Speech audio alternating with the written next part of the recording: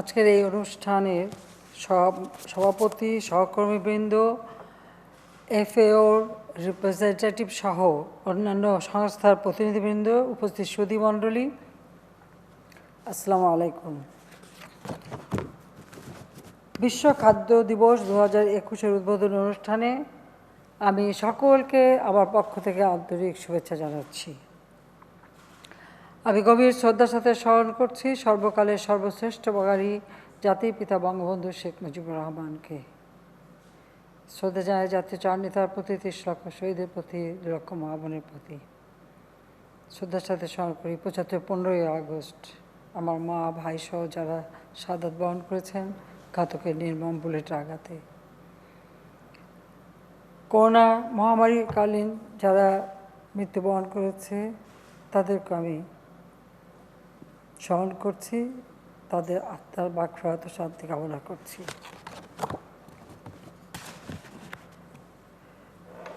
পেটে খেলে পিঠে সয়, একটা প্রবাদ বাংলাদেশে আছে। খাদ্যটাই হচ্ছে সবথেকে বেশি গুরুত্বপূর্ণ। তো প্রতি বছর এবার জাতিসংঘের অন্যান্য সদস্য দেশের মতো বাংলাদেশ 16ই অক্টোবর বিশ্ব খাদ্য দিবস হিসেবে উদযাপন করছে। খাদ্য কৃষি সংস্থা এফএও কর্তৃক এবছরের প্রতিপাদ্য নির্ধারণ করা হয়েছে, Our actions are our future. Better production, better nutrition, a better environment, and a better life. অর্থাৎ আমাদের কর্মই আমাদের ভবিষ্যৎ, ভালো উৎপাদনে ভালো পুষ্টি আর ভালো পরিবেশই উন্নত জীবন। আমি মনে করি যে বর্তমান এই করোনাকালীন সময় এই প্রতিপাদ্যটি অত্যন্ত সময় উপযোগী হয়েছে। বাংলাদেশ একটা দুর্ভিক্ষপীড়িত, ক্ষুধা, দারিদ্র্যে জর্জরিত, শোষিত, বঞ্চিত একটি দেশ এবং বাংলাদেশের মানুষগুলি ছিল। এই মানুষগুলোকে এই বঞ্চনা থেকে উদ্ধার করবার জন্য, তাদের জীবনমান উন্নত করবার জন্য আমাদের মহান নেতা জাতির পিতা বঙ্গবন্ধু শেখ মুজিবুর রহমান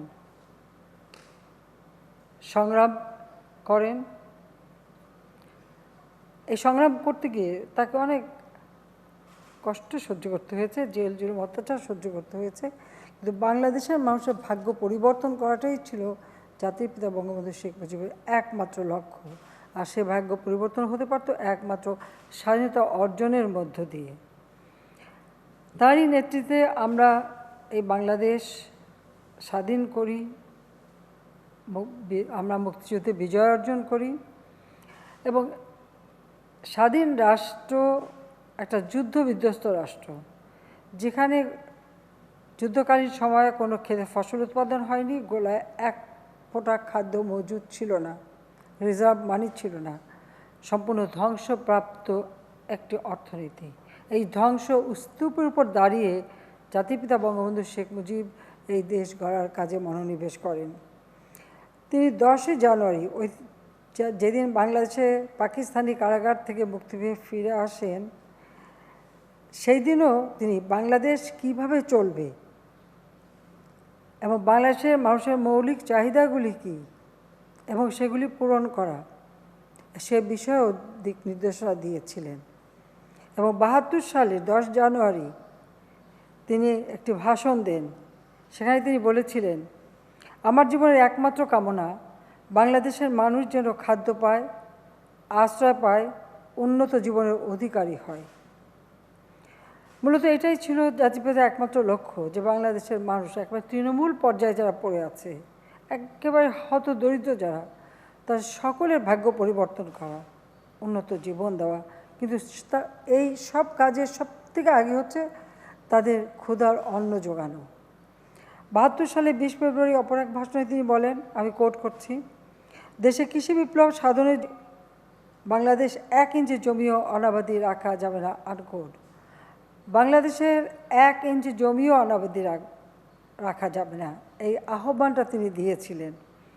এবং এই সময় আমি বলবো যে বাংলাদেশের মানুষ কিন্তু সেই আহ্বানে সাড়া দিয়েছিল। এবং প্রত্যেকে যার যেখানে জমি ছিল, শুধু জমি না, এমনকি অনেকে বারান্দায় টবে বিভিন্নভাবে গাছ লাগানো, যে কোনো তরি তরকারি উৎপাদনে মনোনিবেশ করেছিল। আমাদের মুক্তিযুদ্ধের সময় একটা ঘোষণা ছিল যে স্বাধীনতার পরপর বাংলাদেশে দুর্ভিক্ষ হবে এবং কোটি কোটি মানুষ মারা যাবে, কিন্তু জাতির পিতা বঙ্গবন্ধু শেখ মুজিবুর রহমানের গৃহীত পদক্ষেপের ফলে সেটা কিন্তু হয়নি। পরবর্তীতে একটা ষড়যন্ত্রমূলক ঘটনা ঘটে, কিন্তু প্রকৃতপক্ষে তিনি কিন্তু এই বাংলাদেশকে যুদ্ধবিধ্বস্ত দেশ গড়ে তুলে উন্নয়নের পথে এগিয়ে নিয়ে যাচ্ছিলেন।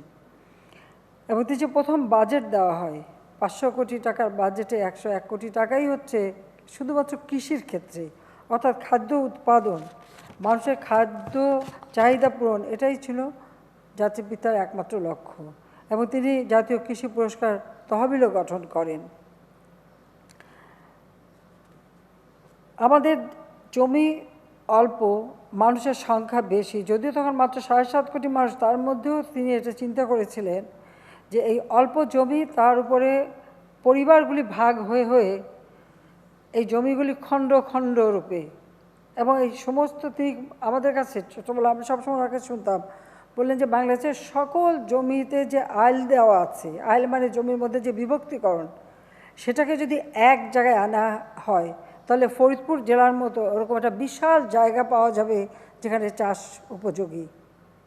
আর সেদিকে লক্ষ্য রেখেই আমাদের দেশের এই মানুষের খাদ্য চাহিদা পূরণ করবার জন্য তিনি সমন্বিত পদ্ধতিতে চাষ বা যৌথ কৃষি খামারের প্রচলন অথবা সমবায়ের মাধ্যমে চাষের উপরই গুরুত্ব দিয়েছিলেন। এবং তিনি এ ব্যাপারে বলেছিলেন, আমি কোট করছি, যে প্রতি গ্রামে যৌথ চাষ হবে এবং ফসলের ভাগ যাবে মালিক, শ্রমিক, গ্রাম তহবিলে 3 জায়গায়।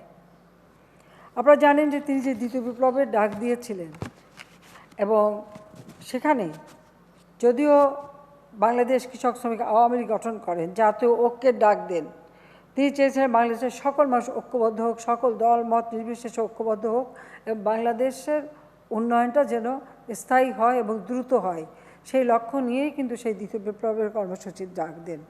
এবং সেখানে তিনি বাধ্যতামূলক গ্রাম সমবায় গড়ে তোলার পদক্ষেপ নেন।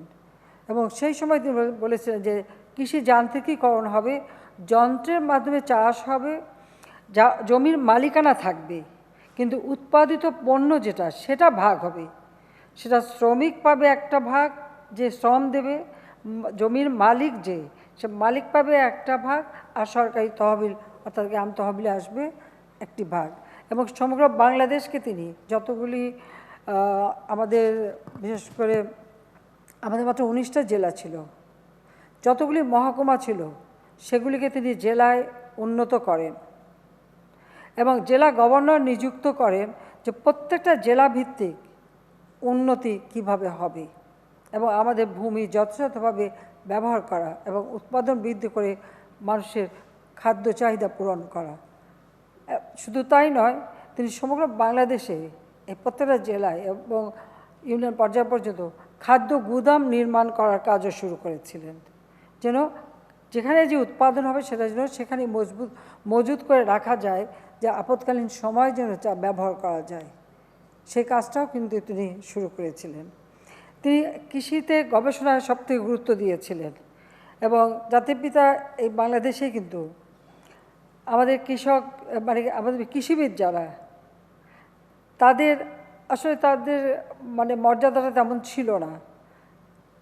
কাজে জাতির পিতা বঙ্গবন্ধু শেখ মুজিবই প্রথম কৃষিক্ষেত্রে কৃষিবিদদের প্রথম শ্রেণীর মর্যাদা প্রদান করেন এবং কৃষি শিক্ষা ও গবেষণার জন্য আলাদা বরাদ্দও দেন এবং বীজ প্রত্যয়ন এজেন্সি পুনর্গঠন করেন। বিএডিসি তিনি তৈরি করে দিয়ে যান, সেখানে বীজ গবেষণা, উৎপাদন এবং বিতরণ করবে।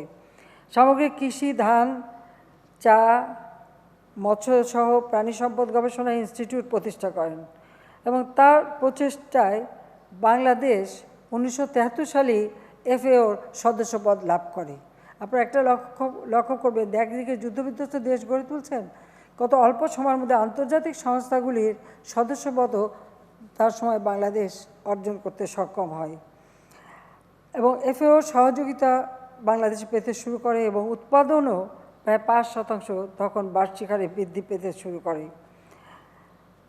একটা প্রদেশ সেটাকে একটি রাষ্ট্রে উন্নীত করে উন্নয়নের পথে এগিয়ে নিয়ে যাওয়ার যে সাফল্য মাত্র 3.5 বছরের মধ্যে তিনি দেখাতে পেরেছিলেন, সেটা বোধহয় আমাদের যারা স্বাধীনতা বিরোধী বা যারা মুক্তিযুদ্ধের চেতনায় বিশ্বাস করে না, আদর্শে বিশ্বাস করে না, অথবা কোনো দেশীয় এজেন্সি নিয়ে দেশে ছিল, তাদেরই প্ররোচনায় 15 আগস্ট জাতির পিতাকে নির্মমভাবে হত্যা করা হয়। আর এই হত্যার পর থেকে আপনারা লক্ষ্য করবেন যে বাংলাদেশকে পরনির্ভরশীল করে রাখা, বাংলাদেশ যেন আত্মমর্যাদাশীল না হয়, স্বাধীনতা যেন সাফল্য না অর্জন করে, স্বাধীনতাকে সবসময় যেন মানে এই স্বাধীন হওয়াটাই যে তাদের কাছে খুব একটা খুশির ছিল না, তাই তারা প্রতিশোধ নেয়, জাতির পিতাকে হত্যা করে। আর বাংলাদেশেও নেমে আসে স্থবিরতা। তিনি যে উদ্যোগগুলি নিয়েছিলেন, অর্থাৎ যে গাছগুলি লাগিয়েছিলেন তার ফসলটা পরবর্তী যারা অবৈধভাবে ক্ষমতা দখল করেছিল সংবিধান লঙ্ঘন করে বা মার্শাল ল দিয়ে, তারা ভোগ করে, কিন্তু কতদিন? এরপরে বাংলাদেশের অবস্থা ধীরে ধীরে সম্পূর্ণভাবে পরনির্ভরশীল হয়ে পড়ে। 21 বছর পর আওয়ামী লীগ সরকার গঠন করে। আওয়ামী লীগ সরকার গঠন করার পরেই আমরা উদ্যোগ নিই এবং আমাদের সরকার তখন গবেষণায় গুরুত্ব দেয় এবং গবেষণার জন্য আলাদা আমরা অর্থ বরাদ্দ দিই। এবং সেই সময় থেকেই যেহেতু আমাদের দক্ষিণ অঞ্চলে লবণাক্ততা আছে, যে লবণাক্ত সহিষ্ণু ধান এটার জন্য গবেষণা করে উদ্ভাবন করা হয়, লবণাক্ত সহিষ্ণু, খরা সহিষ্ণু বা জলমগ্ন সহিষ্ণু। কারণ আমাদের দেশে বন্যা হয়, সে বন্যায় অনেক সময় মানে ক্ষেতের ফসল নষ্ট হয়, তো কতদিন সেই জলমগ্ন ফসল থাকতে পারে, এর উপর গবেষণা আমরা গুরুত্ব দিই। এবং 98 সালে যে ভয়াবহ বন্যা হয়েছিল, প্রায় 70 দিনের মতো বাংলাদেশ পানি নিচে ছিল। তখনও বলা হয়েছিল এই দেশে 2 কোটি মানুষ না খেয়ে মারা যাবে, আমরা বলেছিলাম একটি মানুষও না খেয়ে মারা যাবে না। কিন্তু বন্যা পরবর্তীতে আমরা এই ফসল উৎপাদনে অত্যন্ত গুরুত্ব দেই। এমনকি আমরা যখনই যেসব এলাকায় বন্যা ছিল না সেসব এলাকায় আমরা বীজতলা মানে উৎপাদনের জন্য বীজ এবং সার সরবরাহ করতে থাকি। এয়ারফোর্সের হেলিকপ্টারে করে করে এই বীজতলাগুলি সমগ্র বাংলাদেশের গ্রামে গ্রামে আমরা ছড়িয়ে দিই, যার ফলে বাংলাদেশ ওই 98 সালেই কিন্তু খাদ্যের স্বয়ংসম্পূর্ণতা অর্জন করে। খাদ্যের স্বয়ংসম্পূর্ণতা অর্জন আমরা যখন ঘোষণা দিলাম পার্লামেন্টে, মতি আপা এখানে উপস্থিত আছেন, আমাদের তদানীন্তন কৃষিমন্ত্রী, আর আমার ডক্টর আনিসুজ্জামান সাহেব কৃষিবিদ, উনি তো আর বেঁচে নেই, তিনি আমার উপদেষ্টা ছিলেন এই বিষয়ে, সারা বাংলাদেশ তিনি ঘুরে বেড়াতেন। কাজে আমরা যখন এই খাদ্যের স্বয়ংসম্পূর্ণতা ঘোষণা দিলাম, তখন পার্লামেন্টেই বিএনপির পক্ষ থেকে বলা হলো, তখনকার অর্থমন্ত্রী এবং প্রধানমন্ত্রী, যে অর্থমন্ত্রী সাইফুর রহমান এবং খালেদা জিয়া সহ তাদের কাছ থেকে এই বক্তব্যটা আসলো যে বাংলাদেশে খাদ্যের স্বয়ংসম্পূর্ণ হওয়া ভালো না, বিদেশি সাহায্য পাওয়া যাবে না। আমি শুধু এটুকুই বলতে চাই যে মানুষের নীতির ব্যাপারে, আদর্শের ব্যাপারে যে তফাৎটা রয়েছে সেটা সকলে বোঝা উচিত বাংলাদেশের মানুষের। তা আমি সেখানে জবাবে উঠে দাঁড়িয়ে বলেছিলাম যে বাংলাদেশের মানুষ কি সারা জীবন অন্যের কাছে হাত পেতে ভিক্ষা করে চলবে? জাতির পিতা বঙ্গবন্ধু বলেছিলেন ভিক্ষুক জাতির ইজ্জত থাকে না। তা আমাদেরও সেটা কথা যে আমরা ভিক্ষুক জাতি হতে চাই না। আর বঙ্গবন্ধু শেখ মুজিব তো এটাও বলেছেন, আমার মাটি আছে, মানুষ আছে, আমি এই দিয়েই বাংলাদেশকে গড়ে তুলব। আন্তর্জাতিক অনেক সাংবাদিক অনেকেই প্রশ্ন তাকে করতেন যে আপনি কীভাবে বাংলাদেশে উন্নত করবেন, তিনি এই কথাটাই বলছেন, আমার মাটি আছে, উর্বর মাটি, আর আমার মানুষ আছে। যাক, আমরা সেই 96 সালেই কৃষি নীতি, 1999 নতুন কৃষি সম্প্রসারণ নীতি, 1996 প্রথম করি, এরপর কৃষি নীতি 1999 প্রণয়ন করি এবং গবেষণার জন্য আমরা বিভিন্ন উদ্যোগ নিই। এবং বাংলাদেশ যে খাদ্যের স্বয়ংসম্পূর্ণতা অর্জন করে, সে কারণে সেই সময় এফএও বাংলাদেশকে সেরেস পুরস্কারে ভূষিত করে। যদি এখানে আমার নাম পাঠিয়েছিল কৃষি থেকে, কাজে আমি তখন সেস পুরস্কার পাই। তো এটাও বাংলাদেশের জন্য একটা মানে আমি বলবো সম্মান বয়ে এনেছিল। আমরা দ্বিতীয়বার যখন সরকারে আসি, কারণ আমাদের গবেষণা আমরা দিয়ে এসেছিলাম, সেগুলি চলতে থাকে। এর জন্য আমি আমাদের গবেষণাবিদদের, কৃষিবিদদের ধন্যবাদ জানাই যে তাদের এই গবেষণার ফলে আজকে আমরা অনেক দূর এগিয়ে গেছি।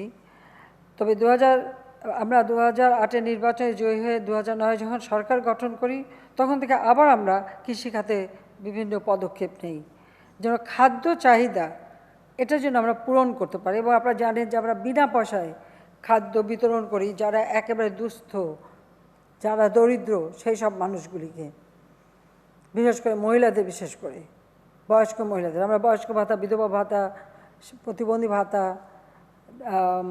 আমাদের যারা বিধবা নারী তাদের জন্য আমরা ভাতার ব্যবস্থা করে দিই। পরবর্তীতে আমরা মাত্র 10 টাকায় চাল যাতে কিনতে পারে, কারণ অনেক হয়তো সরাসরি বিনা পয়সা নেবে না, তো তার জন্য আমরা 10 টাকায় চালের ব্যবস্থা করে দিই। এরকম বিভিন্নভাবে আবার ওএমএস চালু রাখি যেন খাদ্যটা যেন মানুষের কাছে পৌঁছায়, খাদ্যের অভাবটা যেন মানুষের না হয়। এবং আমরা যে বয়স্ক ভাতা, বিধবা ভাতা, এই ভাতা দিচ্ছিলাম, এই ভাতায়ও আমাদের এটাই লক্ষ্য ছিল যে তারা যেন তাদের চাহিদা মতো প্রতি মাসে চালটা কিনতে পারে। সেই দাম ধরেই আমরা প্রথমে এই বয়স্ক ভাতা দেওয়া শুরু করি। যাই হোক, আমরা কৃষিকে আরও গুরুত্ব দেই। দ্বিতীয়বার সরকার এসে অনেক পদক্ষেপ নেই, এটা ইতিমধ্যে আপনারা শুনেছেন।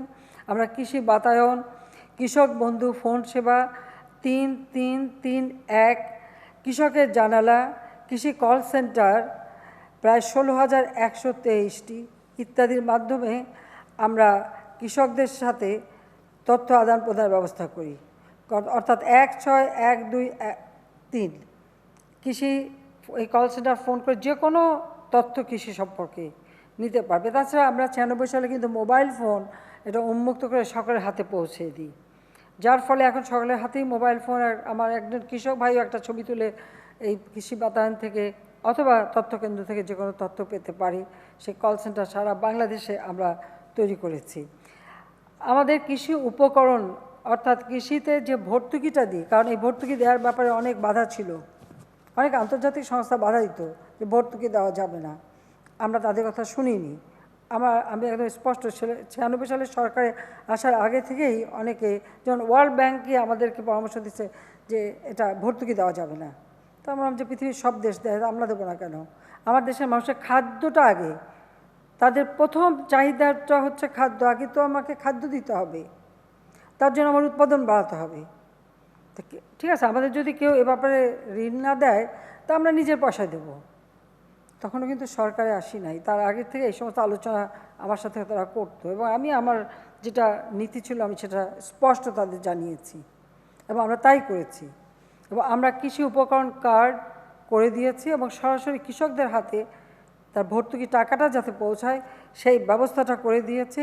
এখানে প্রায় 2,10,00,000 কৃষককে আমরা কৃষি উপকরণ সহায়তা কার্ড দিয়ে যাচ্ছি।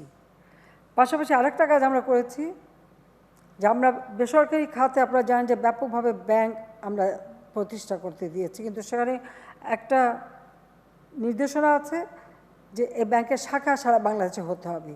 আর তাছাড়া আমাদের সরকারি ব্যাংক তো আছেই বা অন্যান্য উপায় আছে।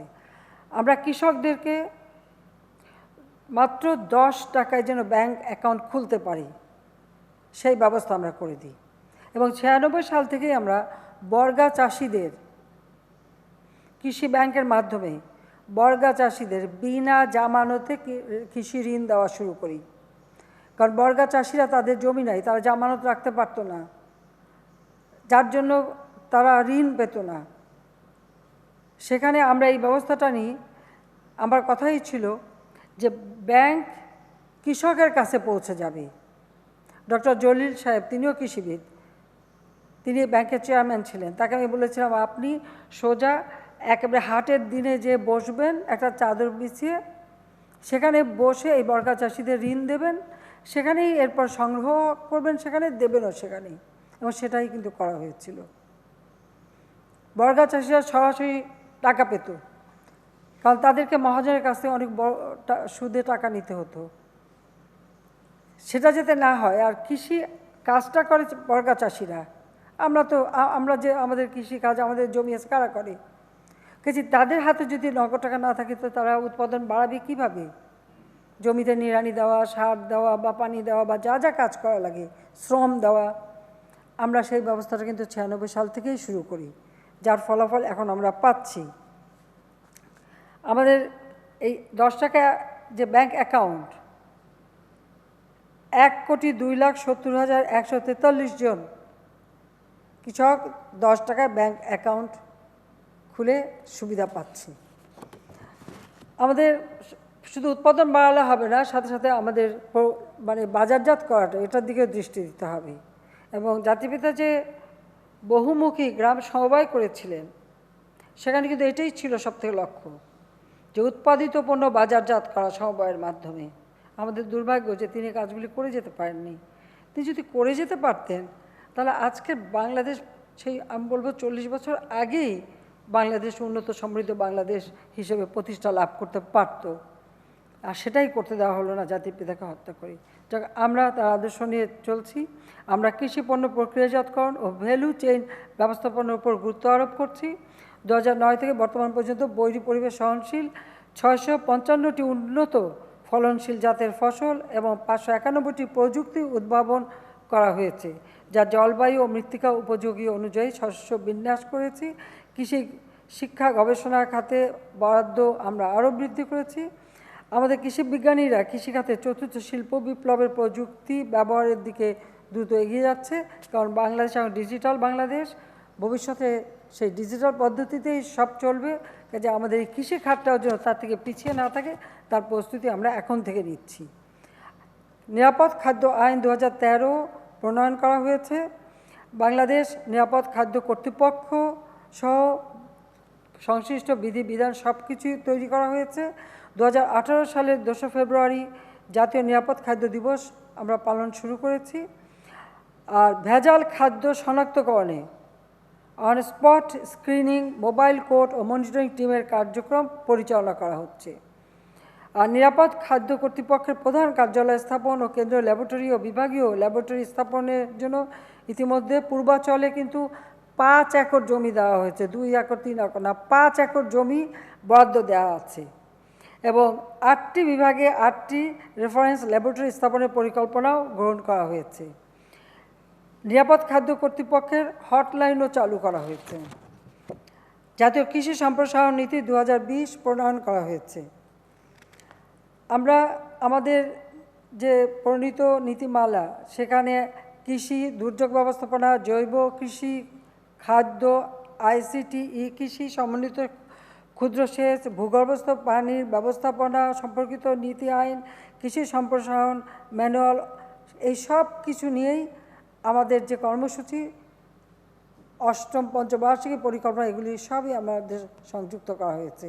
কারণ আমরা 2009 সালে সরকার আসার পর আমরা 2010 সাল থেকে 2021 পর্যন্ত আমাদের যে প্রেক্ষিত পরিকল্পনা করি, সেখানে 2021-এর যে রূপকল্প আমরা ঘোষণা দিই, সেখানে আমরা ঘোষণা দিয়েছিলাম বাংলাদেশ একটা মধ্যম আয়ের দেশ হবে বা উন্নয়নশীল দেশ হবে।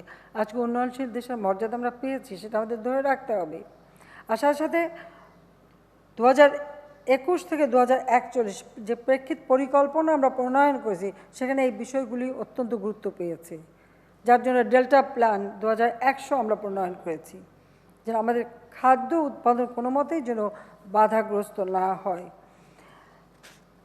আর এসডিজি 2030 তো আমরা প্রাধান্য দিই আমাদের 8ম পঞ্চবার্ষিকীতে, সেগুলিও বাস্তবায়নের ক্ষেত্রে, বিশেষ করে বাংলাদেশের ক্ষেত্রে যেগুলি সবথেকে প্রযোজ্য, সেটা আমরা করে যাচ্ছি। আমি কৃষিবিদগণকে আন্তরিক ধন্যবাদ জানাই যে তাদের এই প্রচেষ্টার ফলে আজকে আমরা অনেক দূর এগিয়ে গেছি। আর সেই সাথে সাথে আপনারা জানেন যে কৃষিতে মানে অর্থাৎ এটা তো একটা খাদ্য উৎপাদন, এই গবেষণার ফলে দেশি বিদেশি অনেক ফল, তরি তরকারি সব কিছু এখন উৎপাদন হচ্ছে, যা একসময় শীতকালের খাবার ছিল, কবে শীতকাল আসবে একটু ফুলকপি খাবো, পাতাকপি বা একটা গাজর, এখন তো সব 12 মাসই পাওয়া যাচ্ছে। এবং এই 12 মাসে যে সমস্ত জিনিস এবং অনেক বিদেশি ফল এখন বাংলাদেশে উৎপাদন হচ্ছে, এটা তো আমাদের কৃষিবিদদেরই অবদান, কৃষি বিজ্ঞানীদের অবদান। সেজন্য আমি সবাইকে ধন্যবাদ জানাই এবং এই ক্ষেত্রে যত দূর সম্ভব সহযোগিতা দেওয়ার আমরা দিচ্ছি। আপনারা ইতিমধ্যে জানেন যে আমরা সারের দাম কমিয়ে একেবারে ন্যূনতম পর্যায়ে আমরা নিয়ে এসেছি। কোথায় 80-90 টাকা দাম ছিল, সেটা 16 টাকা, ওটা 22 টাকা, এরকম আমরা এই হারে আমরা কমিয়েছি। আমরা কেন দিয়েছি?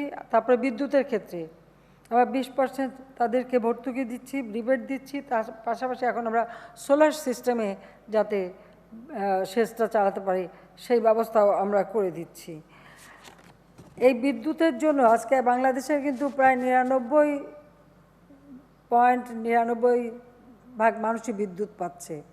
অথচ বাংলাদেশে এমন ছিল যে সার চাইতে যে আন্দোলন করতে হয়েছিল এই দেশের কৃষককে, আর সেই সার চেয়ে আন্দোলন করেছিল বলে খালেদা জিয়া সরকার গুলি করে 18 জন কৃষককে হত্যা করেছিল। আর বিদ্যুতের জন্য যখন আন্দোলন করেছিল সেই চাঁপাইনবাবগঞ্জে কানসাটে, সেখানে গুলি করে 9 জন মানুষকে তারা হত্যা করেছিল। আর 2013 সালে তাদের অগ্নিসন্ত্রাস যখন শুরু করলো বিএনপি আর জামাত মিলে, ওখানকার বিদ্যুৎ কেন্দ্রটি পুড়িয়ে দিয়েছিল। এমনকি সেটা পরিচালনা করার জন্য যে ইঞ্জিনিয়ার, তাকে ওই আগুনে দগ্ধ করে হত্যা করেছিল। এভাবেই কিন্তু একটা দেশের উন্নয়ন যাত্রাকে তারা বারবার ক্ষতিগ্রস্ত করতে চেয়েছে। এটা হচ্ছে আমাদের জন্য দুর্ভাগ্যের বিষয়। যাও, আমরা ইতিমধ্যে অনেক পরিসংখ্যান দেওয়া হয়েছে, তা আমিও কিছু না বললে হয়তো আমাদের কৃষিবিদরা হয়তো কষ্টই পাবেন। আমি বলছি 2009 সাল থেকে যদি আমরা তুলনা করি 2020 সাল পর্যন্ত চালের উৎপাদন প্রবৃদ্ধি 17%, গমের 21%, ভুট্টা 640%। ভুট্টা চাষ বাংলাদেশে হতো না। আমরা গিয়েছিলাম ইন্দোনেশিয়া এবং ফিলিপাইন সফরে, মতিয়া আপা আমাদের সাথে ছিলেন। ইন্দোনেশিয়া ভুট্টা কেনে বাইরের থেকে, তো আমরা বললাম যে ভুট্টা তো আমরা উৎপাদন করতে পারি। আমরা ফিরে এসে ভুট্টা উৎপাদন, ভুট্টা চাষ শুরু করি, যা আজকে আমাদের জন্য একটা অর্থকরী ফসল। আলুতে 96%, ডালে 443%, তৈলবীজে 75%, সবজির ক্ষেত্রে 534%, পেঁয়াজ প্রভৃতি হয়েছে 248%, যা অভাবনীয়। অনেক অনেক ধন্যবাদ আমাদের কৃষিবিজ্ঞানীদের এবং কৃষকদের যারা এই উৎপাদন করছে, কারণ এগুলি সব খাদ্য পণ্য। এই পণ্যগুলি আমরা নিজেরা উৎপাদন করব, মানসম্মত হবে সেটাই দেখব। আর উৎপাদিত খাদ্যশস্যকে সংরক্ষণ করবার জন্য সাইলো আমরা করে দিচ্ছি। সান্তাহারে একটি সাইলো আমরা ইতিমধ্যে করে দিয়েছি, মংলায় করে দিয়েছি, এছাড়া আরও বিভিন্ন জায়গায় কিন্তু আমরা সাইলো করে দিচ্ছি। এবং আপৎকালীন সময় কৃষক যাতে খাবার রাখতে পারে তার জন্য তাদেরকে ছোট ছোট বিশেষ সাইলো দেওয়া হচ্ছে, যেগুলি ঝড়, জলোচ্ছ্বাস বা বন্যার সময় তারা এটা সংরক্ষণ করতে পারে, সেই ব্যবস্থাটাও আমরা করে দিচ্ছি, যে কোনো মতে খাবারের অভাব না হয়, সেটাই আমাদের লক্ষ্য। খাবারের সাথে সাথে পুষ্টিটা দরকার, সেদিকে লক্ষ্য রেখেই আমরা আমিষ জাতীয় খাবার যাতে উৎপাদন হয়, অর্থাৎ গরু, ছাগল, ভেড়া, হাঁস, মুরগি বা এমনকি কোয়েল থেকে শুরু করে সব কিছুই এখানে, এমনকি টার্কি মুরগি, সেটাও এখন বাংলাদেশে হচ্ছে। অনেক কিছু এখন বাংলাদেশে সম্ভব হচ্ছে। আমরা এই আমিষের উৎপাদন বৃদ্ধিতে বিশেষভাবে গুরুত্ব দিয়েছি এবং দুধ, মাংস, ডিমের উৎপাদন যথাক্রমে 5 গুণ, 7 গুণ, 4 গুণ বৃদ্ধি পেয়েছে। আমাদের যা চাহিদা, সে চাহিদা পূরণ করে যে উদ্বৃত্ত থাকবে সেগুলিও যাতে প্রক্রিয়াজাত করা যায়। আমরা সারা বাংলাদেশে 100টা অর্থনৈতিক অঞ্চল করছি, সেখানে এই খাদ্য প্রক্রিয়াজাত শিল্প যাতে গড়ে ওঠে সেদিকে আমরা বিশেষভাবে দৃষ্টি দিয়েছি। আর আমাদের যে বিশেষ করে মাছে ভাতে বাঙালি, তো ভাত যেমন আমরা খাচ্ছি বা চাল উৎপাদন হচ্ছে, সেই সাথে আমরা এখন যেমন আমরা যদি হিসাব দেখি সারা বিশ্বে যে ধান উৎপাদনে বাংলাদেশ জলাশয় মাছ উৎপাদনে তৃতীয় এবং ইলিশ মাছ উৎপাদনে প্রথম স্থান অর্জন করতে সক্ষম হয়েছি।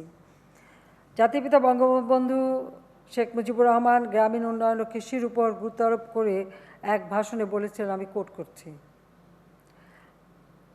আমার মাটির সঙ্গে, আমার মানুষের সঙ্গে, আমার কালচারের সঙ্গে, আমার ব্যাকগ্রাউন্ডের সঙ্গে, আমার ইতিহাসের সঙ্গে যুক্ত করেই আমার ইকোনমিক সিস্টেম গড়তে হবে, আনকোড। আমরা জাতিপিতা বঙ্গবন্ধু শেখ মুজিবুর রহমানের পদাঙ্ক অনুসরণ করে আমাদের ইকোনমিক সিস্টেম অর্থাৎ অর্থনৈতিক যে কার্যক্রম আমরা সেটা সেভাবেই পরিচালনা করছি। প্রথমে আমাদের দেশ, আগে নিজেরা উৎপাদন করব, নিজের খাদ্য চাহিদা পূরণ করব, সেই সাথে সাথে উৎপাদিত যেটা পণ্য যেটা অতিরিক্ত হবে প্রক্রিয়াজাত করে আমরা বিদেশে রপ্তানি করে আর বৈদেশিক মুদ্রা অর্জন করব। সেটাই আমাদের লক্ষ্য এবং সেটা আমরা পারি, আমরা পারবো। ইতিমধ্যে তা আমরা ব্যবস্থা নিচ্ছি। আপনারা জানেন যে 1974 সালে জাতির পিতা সমুদ্র আইন করেছিলেন, সমুদ্র সীমা আইন, আর জাতিসংঘ করেছিল তা 1982 সালে।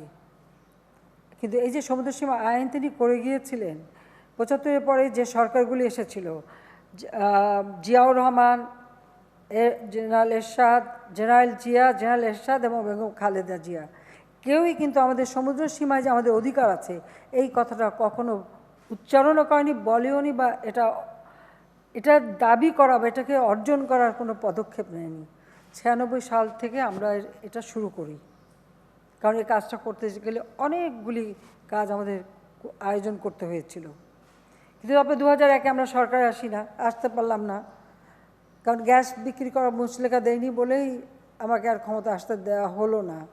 এটা বৃহৎ দুটি দেশ আর প্রতিবেশী দেশ, তাদের চাহিদা পূরণ করতে পারিনি, কারণ আমার নিজের দেশের সম্পদ আমি অন্যকে বিক্রি করবার আগে আমার কথা ছিল আগে আমার দেশের মানুষ তাদের চাহিদা পূরণ হবে, 50 বছরের মজুদ থাকবে, তারপরে যেটা অতিরিক্ত হবে সেটা আমি বেচতে পারি, তাছাড়া এই দেশের সম্পদ আমি বেচতে পারি না। এবং এই কথা আসলে এত বিশাল দেশ আমেরিকা আর পার্শ্ববর্তী দেশ ভারত তাদের পছন্দ হয়নি, কাজে আমি 2001-এ ক্ষমতা আসতে পারিনি। কিন্তু দেশ বেঁচে তো আমি ক্ষমতা আসবো না, এটা তো বাস্তব। যাই হোক, আমরা কিছু ব্যবস্থা নিয়েছিলাম, তারপরে 2009-এ সরকার গঠন করে আমরা উদ্যোগ নিই, আজকে আমরা বিশাল সমুদ্র সীমা অর্জন করেছি। এই সমুদ্র সম্পদ আমাদের অর্থনীতির কাজে লাগানোর জন্য ব্লু ইকোনমি এই কর্মসূচি আমরা নিয়েছি। এখান থেকে আমাদের খাদ্য চাহিদা অনেক পূরণ হবে, পুষ্টি চাহিদা পূরণ হবে। ইতিমধ্যেই সমুদ্রে কিন্তু সি উইড উৎপাদন শুরু হয়ে গেছে, এটাও একটা ভালো লক্ষণ। কাজে আমরা সামুদ্রিক মৎস্য আইন 2020 ইতিমধ্যে চূড়ান্ত করেছি। তাছাড়া 2020-21 অর্থবছর মুজিব বর্ষে বঙ্গবন্ধু কৃষি উৎসব উপলক্ষে পারিবারিক পুষ্টি বাগান স্থাপন কর্মসূচি গ্রহণ করা হয়েছে। এতে 4,73,700 কৃষক পরিবার পুষ্টি ও খাদ্য নিরাপত্তা উপকার ভোগ করছে। পঞ্চগড়ে চায়ের বাগান ছিল না, সেই চায়ের বাগানও আমরা সৃষ্টি করি, এখন ঘরে ঘরেও চা গাছ তারা উৎপাদন করছে এবং বিক্রি করছে। কাজে মানুষের কর্মসংস্থার ব্যবস্থা, আর্থিক সংস্থার ব্যবস্থা বাড়াতে হবে এই কারণে যাতে সে তার নিজের খাবারটা নিজে কিনতে পারে, খেতে পারে, সে ব্যবস্থাই আমরা করে দিচ্ছি। আমি মনে করি যে আজকে আয়তনের দিক থেকে বিশ্বের 94তম হলেও বাংলাদেশ খাদ্য উৎপাদনে বিশ্বে 11তম স্থান অধিকার করে আছে। আমরা ইতিমধ্যে ডিজিটাল পদ্ধতিতে আমাদের ভূমি ব্যবস্থাপনা করা শুরু করেছি। সেখানে ভূমির সঠিক ব্যবহার নিশ্চিত করার জন্য মৌজা ও প্লট ভিত্তিক জাতীয় ডিজিটাল ভূমি জোনিংয়ের কাজও চলমান রয়েছে। কাজে কৃষি জমি যেন কোনো মতেই ক্ষতিগ্রস্ত না হয় সেদিকে আমরা উন্নয়ন আমরা করে যাব, কিন্তু সেই উন্নয়নটা আমাদের কৃষি জমি সংরক্ষণ করেই করতে হবে। আমাদের লক্ষ্যই হচ্ছে যে বাংলাদেশের মানুষের খাদ্য নিরাপত্তা, পুষ্টি নিরাপত্তা সেগুলি নিশ্চিত করা। এবং শুধু তাই না, ইতিমধ্যে আমরা ল্যাবরেটরি প্রতিষ্ঠা করেছি, যেটা আমরা খাদ্য শুধু উৎপাদন না, খাদ্যের মানটা যেন ঠিক থাকে এবং সেটা আমার দেশে যারা ব্যবহার করবে তাদের জন্য যেমন প্রযোজ্য, আবার আমরা যখন রপ্তানি করব প্রক্রিয়াজাত করে তার জন্য প্রযোজ্য। আর যেমন বাগেরহাটে আমরা চিংড়ি ইনস্টিটিউট করেছি, তাছাড়া গম ভুট্টা এটা দিনাজপুরে আমাদের ইনস্টিটিউট তৈরি করা হয়েছে এবং বিভিন্ন বাংলাদেশে এমনকি আমাদের বীজ উৎপাদনে বিভিন্ন গবেষণা করা হচ্ছে। আর বিএডিসি তো একসময় ওয়ার্ল্ড ব্যাংকের পরামর্শে এটা বন্ধ করে দিচ্ছিল বিএনপি সরকার, আমরা এসে আবার এটাকে চালু করেছি, কারণ এটা জাতির পিতার হাতে গড়া। আর তাছাড়া বীজ আমরা উৎপাদন করব, আমরা অন্যের উপর নির্ভরশীল থাকব না। আর বেসরকারি খাতে যারা করবে, কিন্তু সরকারের থেকে করে বীজ মানসম্পন্ন হতে হবে এবং যথাযথ সংরক্ষণ হতে হবে এবং বহুমুখী এটা সম্প্রসারণ করতে হবে। তাছাড়া আমাদের খাদ্য উৎপাদনের আরেকটি পদ্ধতি আমার অঞ্চল বিশেষ করে টুঙ্গিপাড়ার কোটালীপাড়া এইসব এলাকায় ছিল ভাসমান সবজি চাষ। সেটাও এখন আমরা জাতীয় পর্যায়ে নিয়ে নিয়েছি। যে সমস্ত অঞ্চলে এটা সম্ভব সেখানে এই ভাসমান সবজি চাষ কিন্তু শুরু হয়ে গেছে। এটা একটা খুব প্রাচীন একটা পদ্ধতি। আমাদের ওদিকে মানে মাটি কম, পানি খুব বেশি, কাজে ওখানকার মানুষ কচুরি পানাকে এক করে সেই কচুরি পানা দিয়েই ওই কচুরি পানাগুলি হাতে চেপে চেপে ওটাকে একটা গোল শেপ করে তার মধ্যে বীজ দিয়ে ওই কচুরি পানার মধ্যেই তারা এই ফসলগুলি উৎপাদন করে। কাজে সে বিষয়টা আমি আমাদের সাবেক কৃষিমন্ত্রী মতি আপাকে বললাম, উনি নিজে দেখলেন এবং তারপর থেকে এটাকে আমরা এখন গ্রহণ করে সেটাও আমরা সম্প্রসারণ করছি। এবং ধান বা বীজতলা থেকে শুরু করে নানা রকম সবজি উৎপাদন হয়। আর সেই উৎপাদন মানে আমি বলবো সবজিগুলি খেতে কিন্তু অনেক সুস্বাদু, এটাও আমি বলবো।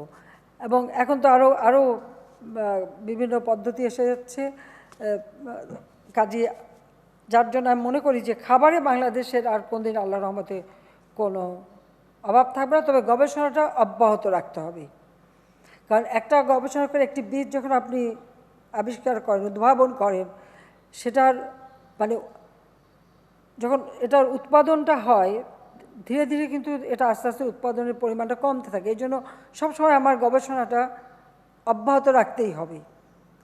এই বিষয়টার উপরে সকলকে নজর দিতে হবে। কারণ আমাদের যেমন ইলিশ গবেষণা আছে চাঁদপুরে, তাছাড়া মৎস্য গবেষণা, সব কিছু আমরা করে যাচ্ছি। কাজে আমরা খাদ্য পুষ্টি আমাদের সব গবেষণাগুলি কিন্তু এটা কিন্তু চলমান থাকতে হবে। একটা গবেষণা করেই বন্ধ করা যাবে না, এটাকে আরও সামনে আসবে। এখন আমরা খরা সহিষ্ণু, লবণাক্ত সহিষ্ণু, জলমগ্ন অথবা অতিমাত্রায় শীত বা অতিতাপ সহিষ্ণু এই ধরনের ফসল গবেষণায় সাফল্য অর্জন করেছি। কাজে আমাদের বিজ্ঞানীরা সত্যি মানে আমি মনে করি যে তারা বিশ্বের সর্বশ্রেষ্ঠ বিজ্ঞানী, কৃষি বিজ্ঞানী আমাদের দেশে রয়েছে, সেটাই আমি মনে করি।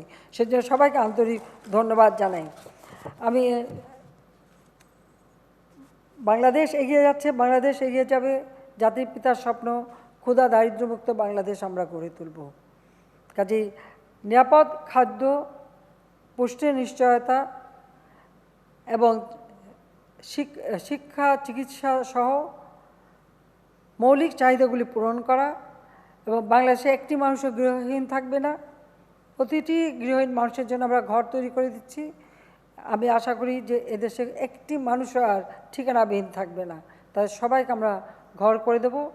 আর ইতিমধ্যে বিদ্যুৎ তো আমরা দিচ্ছি, তাছাড়া রাস্তাঘাট পুল ব্রিজ ব্যাপক উন্নয়ন করে যাচ্ছি। আর এই করোনাকালীন সময়ে একটা মহামারী আকারে দেখা গেছে, তখনই আমি আহ্বান জানিয়েছি যে আমাদের 1 ইঞ্চি জমি যেন অনাবাদি না থাকে। অর্থাৎ সারা বিশ্বের অনেক দেশে এখন খাদ্যের অভাব, অনেক দেশ খুব মানে দুর্ভিক্ষ অবস্থার দিকে চলে যাচ্ছে। কিন্তু বাংলাদেশের জাতির পিতার ভাষায় বলতে হয় যে বাংলাদেশে মাটি আছে, মানুষ আছে, আমরা যেন কখনো খাদ্যের অভাবে আর না ভুগি। উত্তরবঙ্গ আওয়ামী লীগ সরকার আসলেই মঙ্গামুক্ত হয়, কাজে মঙ্গামুক্তই থাকবে। বাংলাদেশে আর যেন কখনো দুর্ভিক্ষ না হতে পারে, আর কেউ যেন চক্রান্ত করেও দুর্ভিক্ষ করতে না পারে, সেদিকে বিশেষভাবে আমাদের দৃষ্টি দিতে হবে। এবং খাদ্য নিরাপত্তা, খাদ্য চাহিদা ইনশাল্লাহ আমরা পূরণ করে যাব। হতদরিদ্রদের মাঝে বিনামূল্যে খাদ্য দিয়েও তাদের খাদ্য চাহিদা আমরা পূরণ করব। এটাই হচ্ছে আমাদের আদর্শ, এটাই হচ্ছে আমাদের নীতি এবং জাতির পিতার স্বপ্নের সোনার বাংলা ইনশাল্লাহ আমরা গড়ে তুলব। এই কথা বলেই আমি বিড়ি কর্তৃক উদ্ভাবিত বঙ্গবন্ধু ধান 100 এটাও বোধহয় প্রস্তুত করা হয়েছে, সেজন্য ধন্যবাদ জানাই। আর আমাদের নিরাপদ খাদ্য উৎপাদন ও পুষ্টি চাহিদা পূরণে সবাইকে সচেতন থাকার জন্য আহ্বান জানাই। আরেকটা কথা মনে রাখতে হবে যে আমাদের খাদ্য অপচয়টা কমাতে হবে, অপচয় যেন না হয়। সারা বিশ্বে কিন্তু একদিকে খাদ্য অভাব, অপরদিকে প্রচুর খাদ্য অপচয় হয়। এই অপচয় যেন না হয়, বরং যে খাদ্যগুলি অতিরিক্ত থাকে সেটাকে আবার পুনঃব্যবহার করা যায় কিভাবে, সে বিষয়টা আমাদের চিন্তা করতে হবে এবং সেই ধরনের ব্যবস্থা আমাদের নিতে হবে। যে উদ্বৃত্ত যে খাদ্যটা থাকবে বা আপনার খেতে বসেও আপনার কাছে যে উদ্বৃত্তটা, সেটাও কীভাবে পুনঃব্যবহার করে তার দ্বারা অন্তত ঠিক আছে অন্য কোনো চাহিদা পূরণ করা যায় কিনা সে বিষয়টাকেও আমার মনে হয় গবেষণার মধ্যে রাখা দরকার এবং যথাযথ ব্যবস্থাও নিতে হবে। এই কথা বলে সবাইকে আমি ধন্যবাদ জানাই এবং বিশ্ব খাদ্য দিবস গৃহীত সকল আয়োজনের সাফল্য আমি কামনা করছি। সবাইকে ধন্যবাদ।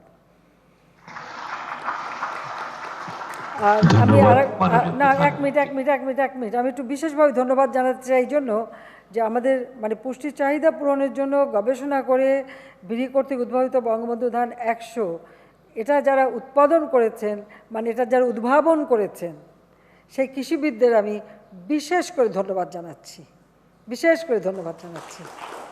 ঠিক আছে, ধন্যবাদ। জয় বাংলা, জয় বঙ্গবন্ধু, বাংলাদেশ চিরজীবী হোক।